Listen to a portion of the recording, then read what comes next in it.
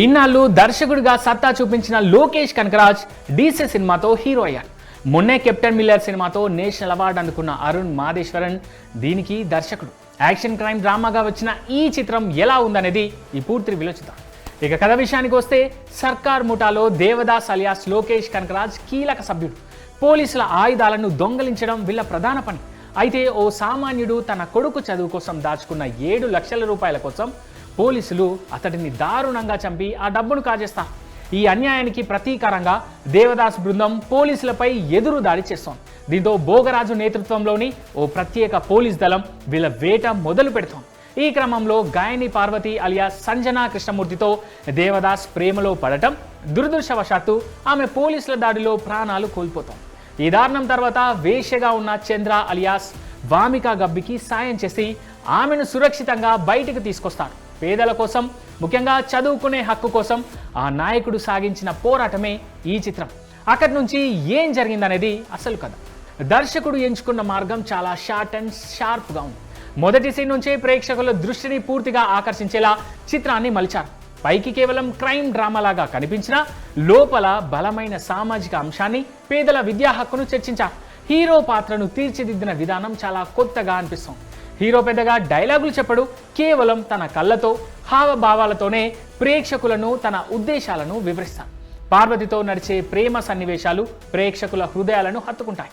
Interval టైంకి ముందు వచ్చే పోరాట సన్నివేశాలు అద్భుతంగా పడ్డాయి. ఎన్నాళ్ళైందో ఒక అదిరిపోయే ఇంటెన్స్ యాక్షన్ డ్రామా చూసి డీసీతో ఆ లోటు తీరిపోయిందని ఖచ్చితంగా అనుకుంటారు చూసిన ఆడియన్స్. పీక్ సినిమాటిక్ ఎక్స్పీరియన్స్ అంటారు కదా, అలాంటిదే ఈ సినిమా. వెరీ ఫస్ట్ సీన్ నుంచి క్లైమాక్స్ వరకు ఎడ్జ్ ఆఫ్ ది సీట్ అన్నట్టు తీశాడు దర్శకుడు అరుణ్ మాదేశ్వరన్. ఇదేమీ తెలియని కథ కాదు, ఎన్నో సినిమాల్లో చూసిన కథే.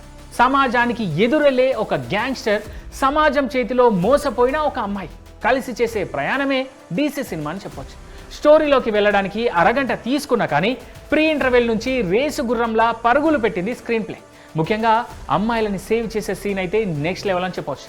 అక్కడ అనిరుద్ గాడ్ మోడ్లోకి వెళ్ళిపోయాడు. ఆ బీజిఎంకు థియేటర్ అంతా ఊగిపోవడం పక్క. ఇక సెకండ్ హాఫ్ కూడా ఎక్కడా తగ్గలేదు. ఇంత రాండ్రస్టిక్ కథలో కూడా ఎమోషన్ ఎక్కడా మిస్ చేయలేదు అరుణ్ మాదేశ్వరన్. అదే సినిమాకు ప్రాణం. ఇక సెకండ్ హాఫ్లో చంద్రప్రాప్త ప్రవేశించినప్పటి నుంచి వేగం అమాంతంగా పుంజుకుంటుంది. ఎక్కడా బోర్ కొట్టించకుండా యాక్షన్ సీక్వెన్స్లను చాలా వినూత్నంగా రూపొందించారు.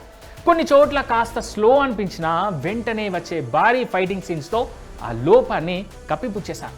తెరకెక్కించిన దర్శకుడు వేరైనా సరే అడుగడుగునా Lokesh mark suspense, making style కొట్టొచ్చినట్టుగా కనిపిస్తాం. ఎమోషనల్ సీన్స్, గన్స్ పట్టుకొని చేసే ఫైట్స్ బాగా కుదిరాయి. పేదల పక్షాన నిలబడే ఓ వ్యక్తి ప్రయాణాన్ని చాలా లోతుగా, అర్థవంతంగా తెర మీద ఆవిష్కరించారు. దేవదాస్ పాత్రలో లోకేష్ కనకరాజ్ అద్భుతమైన ప్రతిభ కనపరిచారు. కేవలం కెమెరా వెనుక మాత్రమే కాదు, కెమెరా ముందు కూడా తాను ఎంతటి సమర్థుడో నిరూపించుకున్నాడు. చాలా కంట్రోల్గా నటిస్తూ తన కళ్ళతోనే భావాలను పలికించాడు. పార్వతిగా సంజనా కృష్ణమూర్తి చాలా అందంగా కనిపించడమే కాకుండా తన నటనతో భావోద్వేగాలకు గురి చేస్తాం. ఇక చంద్ర పాత్రలో నటించిన వామిక గబ్బి మాత్రం అందరినీ ఆశ్చర్యపరుస్తోంది. ఓ నిస్సహాయరాలిగా మొదలైన ఆమె జర్నీ ఏకంగా తిరుగుబాటు చేసే స్థాయికి చేరుకునే విధానం ప్రేక్షకుల్లో ఖచ్చితంగా చప్పట్లు కొట్టేస్తాం. అండ్ మిగిలిన సహాయక పాత్రలన్నీ తమ పరిధి మేరకు చక్కగా మెప్పించాయి. డీసీ సినిమాకు ప్రాణం, ఆరో ప్రాణం అన్ని అనిరుద్ రవిచంద్రన్ మ్యూజిక్. ఆయన అందించిన నేపథ్య సంగీతం ఈ చిత్రానికి వెన్నెముకగా నిలిచింది. ప్రతి సన్నివేశాన్ని, ముఖ్యంగా యాక్షన్ సీక్వెన్స్లతో తన సంగీతంతో మరో స్థాయికి తీసుకెళ్లాడని చెప్పాలి. కెమెరా పనితనం చాలా బాగుంది. తెరపై సరికొత్త కలర్ టోన్ వాడడం వల్ల విజువల్స్ చాలా తాజాగా అనిపిస్తాయి. ఎడిటింగ్ విభాగం కాస్త శ్రద్ధ పెట్టి ఉంటే మరింత బాగుండేదేమో అనిపిస్తుంది. అక్కడక్కడ కొన్ని సీన్స్ లాగ్ అనిపిస్తాయి. సన్ పిక్చర్స్ నిర్మాణ విలువలు అత్యున్నత ప్రమాణాల్లో ఉన్నాయి. దర్శకుడు అరుణ్ మాదేశ్వరన్ తన మేకింగ్ స్టైల్ మరోసారి కళ్ళకు కట్టినట్టుగా చూపించారు.